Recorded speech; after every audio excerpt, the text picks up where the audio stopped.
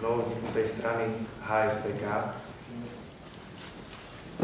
ktorá momentálne vznikla. Nemáme veľké ambície, ale kto to neskúsi, tak sa nikdy nedozvie. Aby ste nám verili, že to myslíme s kandidatúrou vážne, obliekli sme sa do oblekov, niektorí to oprašili od svadby, nemáme to vo zvyku nosiť. Máme nejakých 10 hlavných bodov, samozrejme nie aj viac. Tak samozrejme viac financií do kultúrnych akcií v regiónoch a školách.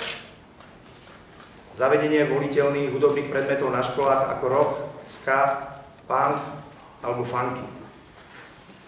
Vniesť viac kultúry aj do parlamentu, kde sa pred každým zasadnutím bude spievať hymna alebo iná národná pieseň.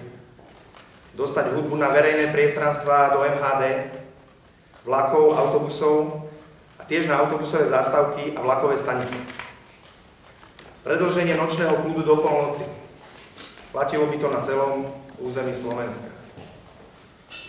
Zákonom stanoviť maximálnu cenu za predaj autonosičov na 5 € a na predaj jednotlivých piesní 10 centov za kus, aby sa stala hudba prístupná všetkým sociálnym vrstvám.